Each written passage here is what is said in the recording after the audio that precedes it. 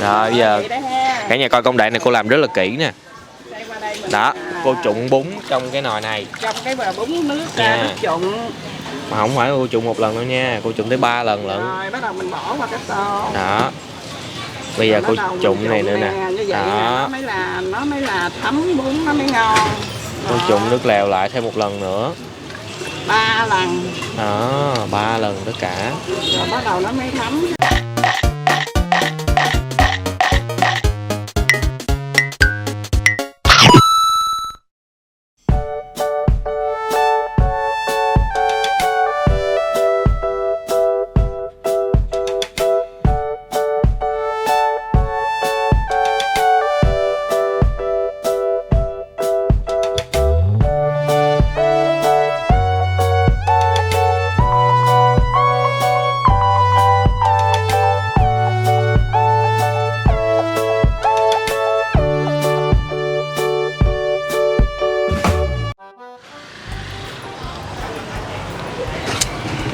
Nhức đầu quá, nhức đầu á. Xin chào cả nhà, Gia Phú Gia Mèo rất vui được chào đón cô chú anh chị cùng tất cả các bạn đã đến với Film Food Travel. Tại sao nhức đầu? Tại vì mình đang suy nghĩ làm sao để hướng dẫn đường cho cả nhà đây. Tại nói chung nếu mà đi từ đường bên bển Nguyễn Thiện Thuật vô là sẽ coi như bị kẹt đường rồi, không có vô được. Tại đó cả nhà nhìn thấy không, xe vậy là xe không có vô được. Thì hồi nãy Phú có đi là đi đường Nguyễn Đình Chiểu, Phú quẹo vô đường Bàn Cờ. Thì khi cả nhà chạy tới cái số 54 Bàn Cờ sẽ có một cái ngã tư, đó là mình sẽ quẹo vô. Thì vô đây mới bắt đầu là nó sẽ là cái hẻm là 212 60B Nguyễn Thiện Thuật, phường 3 quận 3 là cái địa chỉ mà ngày hôm nay chúng ta sẽ thưởng thức món ăn. Đó là chúng ta ăn món là bún nước lèo Sóc Trăng. Thì đây là một cái món bún nước của miền Tây trải dài. Ở miền Tây nó sẽ tùy mỗi nơi sẽ nấu theo hương vị khác nhau, như là có là bún mắm nè. Thì cái món bún nước lèo Sóc Trăng này á, Phú nghe qua rồi, Phú cũng biết nhưng mà Phú chưa có ăn. Thì ngày hôm nay sẽ ăn xem nó khác với cái bún mắm nó là như thế nào. Được biết thì cái mùi nó sẽ nhẹ hơn mà nó thanh hơn. Thôi thì bây giờ mời cả nhà chúng ta vào trong tìm hiểu nha. Địa chỉ là 212/60B đường Nguyễn Thiện Thuật, quận 3. Rồi, chúng ta vào trong tìm hiểu bún nước lèo đặc sản Sóc Trăng.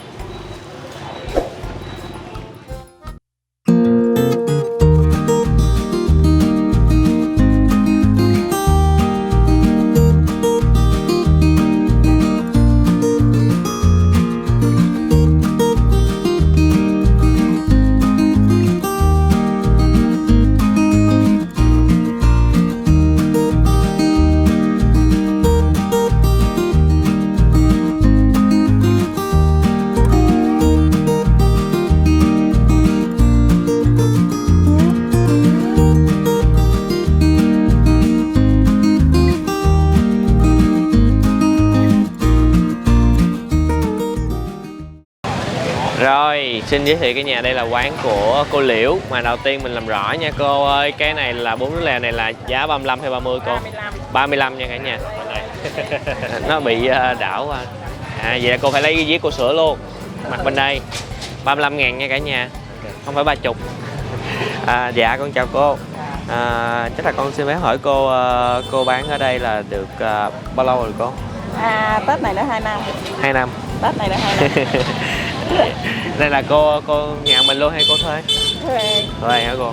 Dạ. Con không biết là cô bán từ mấy giờ hả cô? Bán 6 giờ sáng tới 2 giờ trưa. 6 giờ sáng 2 trưa. Cô không bán buổi chiều? Không có buổi chiều, chợ này có một buổi. Chợ này có một buổi thôi. Chợ Bàn Cờ có một buổi.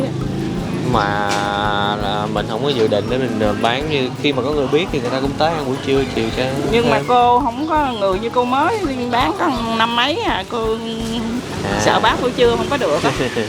Thời gian cho khách đông đông á, rồi cái cô bán luôn buổi trưa. Dạ rồi. Chắc là bây giờ con nhờ cô giới thiệu con mấy cái nguyên liệu cô. Cái này nó khác gì, có khác gì nhiều so với bún mắm không cô? Cái này là bún nước lèo của đặc sản Sóc Trăng, thì nó là khác, giống như là nó nhiều loại mắm hơn. Còn bún mắm thì nó có một loại. Rồi cái này thì nó có cái đặc sản nhất là cái củ nhai bún đó. Là nó mới nấu ra nước lèo. Rồi thì cô thấy là ở trong là có tôm nè, tôm, chả cá, heo quay, cá lóc, Cái nguyên liệu ăn thì nó cũng giống về bún mắm. Giống nhưng mà nó thanh hơn, nó loãng hơn, nó thơm hơn, cái mùi nó thơm hơn. Khác về nước dùng. Khác về cái nước dùng chút mà nó cũng là mắm da. Có đầu cá nữa. Có đầu cá. Cái này cô bán có là đầu cá cô một buổi chắc cô đâu có nhiều đâu đúng không cô? Không, cô bán theo cái thịt cá, giống như cô làm 5 con thì cô bán có 5 cái đầu thôi. Dạ. Cô không có mua đầu gời, cái đầu gời nhiều khi cá chết đó, cô không có bán được. Dạ. Vậy coi như là ai muốn ăn đầu thì coi như số lượng chỉ có 5 đầu 5 thôi. cái đầu thôi. Một đầu cô bán bao nhiêu? Đầu 30. Đầu 30. Đó. Ở dưới là có rau là rau này thì cũng ăn khác với bún mắm nè cả nhà, chỉ ăn rau muống, rau chuối và giá. Rau thơm hẹ. Bún mắm thì nó nhiều rau hơn. Bún mắm nó nhiều hơn, nó có bông sống đồ này kia nọ. Dạ rồi. Cô bán cho cô này một tô đi. Rồi, mình xem cô bán cho cô ở trong một tô nha. Rồi. Đây. Cả nhà có thể thấy thì bún nước lèo là sử dụng sợi bún nhỏ. Bún tầm nhỏ. Như bún mắm cũng vậy luôn đúng không cô? Nó bún mắm thì nó là ăn cộng hơi to. Là do trên đây hay là ở dưới thì người ta cũng sẽ ở dưới là ăn cộng này, trên đây là nó bán theo bún mắm, nó ăn cái cộng hơn, bún nó to hơn. Dạ. Rất là thơm và ngon. Nó đầu mình qua đây mình để đồ ăn. Đây tôm, chả cá, heo quay. Cái cô đang làm là tô 30 đúng không cô? 35. Quên 35. 30 cô lỗ không? Con bị liệu cái bảng 30. Rồi, 35. Cá luộc. Để lên miếng mẹ. Rồi miếng bắp chuối. Miếng rau thơm. Đây là cái tô bún. Đó, rồi mình qua đây mình chan nước vô. nãy mình trụng rồi, giờ mình chỉ chan vô vậy thôi. Cái mùi cái mùi này nó không có phải là nó nồng hơn cái bún mắm. Sao? Nó rõ hơn và nó thơm, nó thanh hơn. Dạ. Giờ bưng vô cho khách. Cô dễ thương quá. Mình qua mình bán trà tắc. Ở này cô bán thêm luôn hả cô? Bán thêm. Cà phê, trà tắc, rau má, nước sâm, nước ngọt. Đây, bán đây. Con mình cô bán luôn thầu luôn này. Mà nhiều khi tới trưa nhỏ cháu nó học đại học xong đó, nó rảnh nó chạy qua nó phụ. Dạ. Bữa nó không học thì nó phụ. Còn không có thì cô bán cho mình. Đây, mút đá, đi trà tắc rất ngon. Mặt bằng này cao không cô? Bằng 12 triệu thôi. Vậy phải cô bán nước chung luôn rồi. Bán vậy nào kiếm thêm chút nữa. Chứ bán kia không đủ à. Đây cả nhà ơi, đây là củ ngải bún. Ngải bún. Nó giống như củ nghệ vậy cả nhà. Nhưng mà cái này nước lèo là phải có cái củ này nè, nếu như củ này là không bao giờ nấu được ra nồi nước lèo thơm được. Dạ. Thiếu cái gì chứ không có thiếu được cái củ ngải bún này. Dạ. Là đặc trưng của cái món bún nước lèo này. Đặc trưng của bún nước lèo phải có củ ngải này. Này là ngải bún. Cái này cô có mình là ở trên đây cũng có bán. Có nhưng mà nó mắc, nhiều khi có ai về Sóc Trăng nó đi lên rồi con cháu mình gửi nó rẻ phân nữa. Cái này để lâu được luôn. Cái này để lâu luôn được. Cái này tới xài cũng được 5 ngày, 4-5 ngày tại vì nó có rễ nè. Dạ. Nó không có héo đâu. Xài được 4-5 ngày đó. Nè nó vậy. Dạ. Chùm vậy nè. Nhìn quen ta. Cái nhiều mình phải biết rồi đó. Người ta vô người ta tới mấy người mà ăn hỏi ủa cái này là gì đã. Nó có trong nước lèo luôn hả cô? Nó có mấy cái cọng. Cái này mình nấu chung với mắm. Dạ. Rồi cái mình giống như mình có cái đồ mình dọt ra, lấy cái nước trong mình bán. Dạ rồi. Đó bán này. Dạ. Đúng rồi. Ngon không? Ngon quá trời đó. Còn đói bụng lắm rồi đó. Gán làm xong ăn được. Rồi mình xem là nước lèo hả cô ơi. Trong đây là mình có cái gì còn cái gì cô? Có Sả nè. Dạ. Trái thơm nè. Thơm. Con được biết là mình nấu cái này là mình sẽ có nấu xương nữa đúng không cô? Không, cái này là 4 loại mắm mình pha lại. Là mắm gì cô? Mắm sặc, mắm cá linh, mắm chốt, mắm bò chóc. Là 4 loại mắm luôn. 4 loại mắm nó mới ra cái mùi mắm nó mới thơm. Dạ, 4 loại mắm nhưng mà mùi lại không hăng như bún mắm ha cô. Đúng rồi, nó rất là thơm và thanh. Ngộ ha. Rồi. Cái này là đặc sản của Sóc Trăng thì nó phải dùng 4 loại mắm như vậy mới được. Dạ. Mới thơm và ngon. Rồi, cô làm cho con một tô. Tôi bỏ rau muống với giá ở dưới. Nè, rau muống, giá và hẹ nè. Rồi bây giờ cả nhà coi công đoạn này cô làm rất là kỹ nè. Đó, cô trụng bún trong cái nồi này. Trong cái bờ bún nước Nha. nước trụng. Mà không phải cô trụng một lần đâu nha, cô trụng tới 3 lần lận. Rồi bắt đầu mình bỏ qua cái tô. Đó. Bây giờ cô trụng này nữa nè. Như vậy Đó. nó mới là thấm bún, nó mới ngon. Cô trụng nước lèo lại thêm một lần nữa. 3 lần. Đó, 3 lần tất cả. Rồi bắt đầu nó mới thấm, cái cọng bún nó mới ngon, ăn nó mới thấm vô nó mới ngon cọng bún đó. Cô bị Rồi quá đây luôn. bỏ đồ ăn. Nè tôm. Trời ơi, con tôm bự quá. Tôm và bá luôn đó. 2 miếng chả. Hai miếng cá. Nhúm heo quay vậy nè. Dạ. Đó. Cô là cô Sóc Trăng luôn hả cô? Sóc Trăng, chính hãng Sóc Trăng luôn. Đây nè, Ui, đây là Sóc bắp Trăng chuối. chính gốc. Rồi miếng rau thơm. Mày trang trí cho nó đẹp. Miếng hẹ. Wow, quá đẹp luôn. Ở đây cái mình chế nước vô. Rồi. Quá ngon luôn. Ngon luôn. Rồi xong, Lên có 35 bàn. ngàn thôi. 35.000 thôi. Thí dụ này ăn thêm thì sao cô bán thì Ăn sao? thêm tính thêm. Thí Ăn dụ tôm thêm, tôm cá thêm này cô bán là bao nhiêu? Cá thêm bán nhiều. tùy người, giống như mình làm đại ta kêu thêm tôm thì mình thêm, hoặc mình tính 20, 30 vậy đó. Dạ, nói chung là từ 20 đúng không cô? Muốn còn nhiều khi ta ăn cũng nhiều. Dạ. Ta muốn cái gì thì cái đó là mình tính thêm. Dạ. Ok.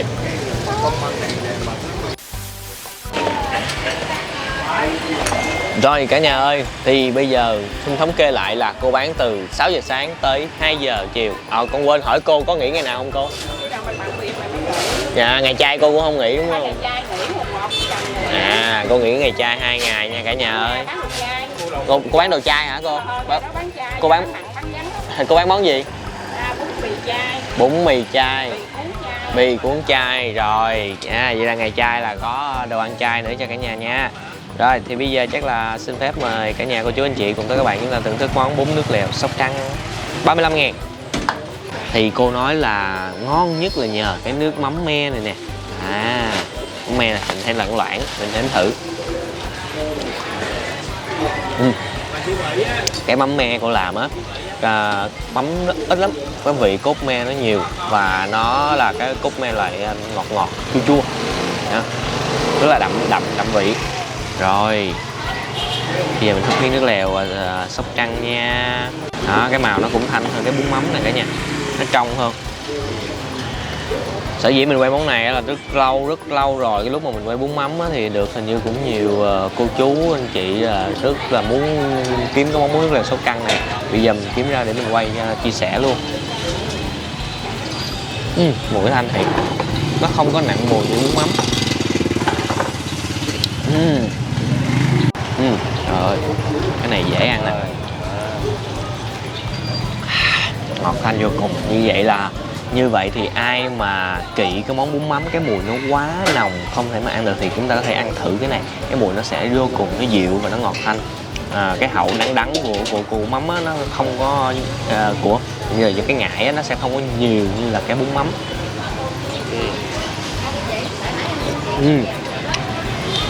Thì cái món này thì nó rau không có nhiều rau như bún mắm thôi.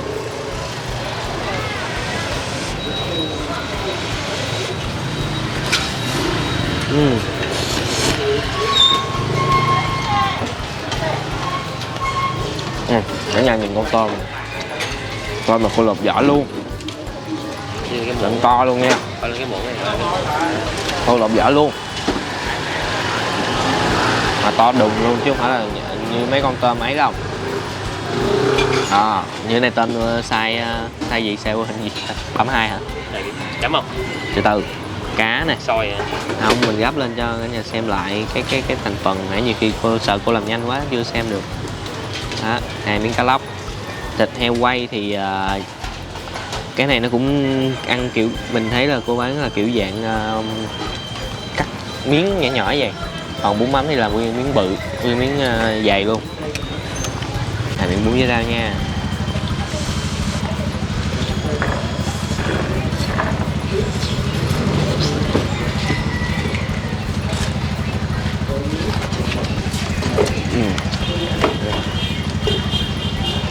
Heo quay.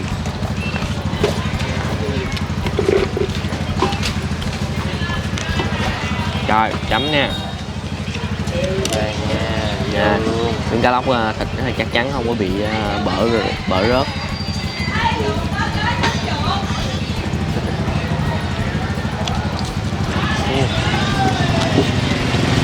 Cá được.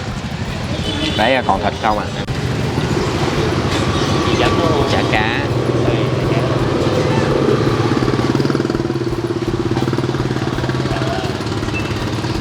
Món me ngon thật. Món me cô làm ngon lắm. Nó vừa có mắm nhẹ mà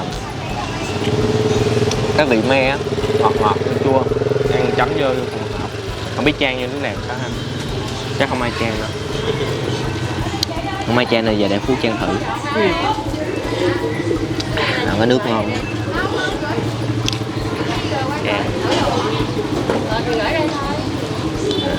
Làm thêm miếng bún. Mình chia sẻ luôn cái không gian cho cả nhà lại nha. Quên nãy giờ chưa chia sẻ thì quán nói chung là quán cô cũng nhỏ thôi. Khoảng 2 bàn phía trước và 1 bàn dài ở phía trong. Đó. Cho nên để xe nếu mà cả nhà đến đây thì phải chịu khó mình, nếu mà buổi trưa thì nó sẽ đỡ xe hơn, không là phải gửi đối diện. Thì có một cái bãi giữ xe nhỏ. Ở đây trong chợ cho nên hơi đông.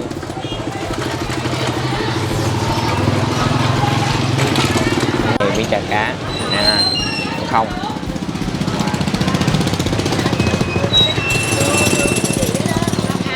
chả cá của cô ăn được à, nó không có ngọt nhiều.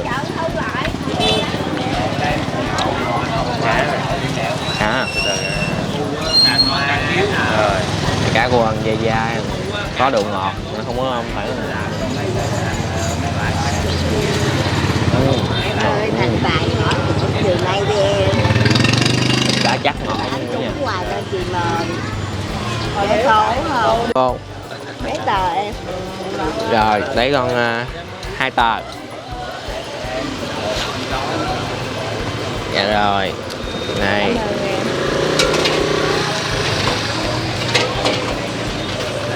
rồi ăn hết miếng cá rồi. Thèm á, cá ngon á. Để mua thêm cá chứ. Ăn miếng bún nha, phải vừa kết hợp vừa bún vừa đồ ăn.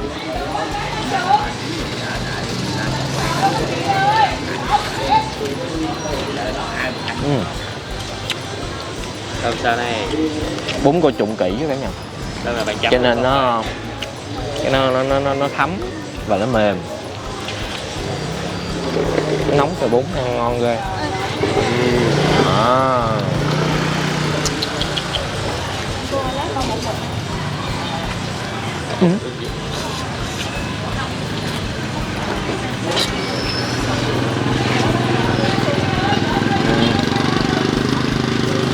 Ngon quá. Dạ, ngon quá. Ngon nhất nách. Giỡn thôi. Ngon. Nói chung là mình cũng không có phải là dạng là Phú không phải dạng là thảo về cái món bún mắm hay là bún lèo này, mà thử ăn rồi cảm giác nó dễ ăn, không ngon.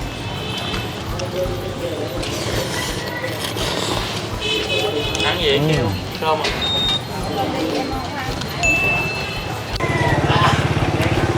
Rồi xong rồi cả nhà ơi, như vậy là ngày hôm nay cũng đã giới thiệu được món bún nước lèo Sóc Trăng, cũng như là Phú cũng đã thưởng thức được món bún nước lèo Sóc Trăng là nó như thế nào và nó khác như thế nào với bún mắm rồi.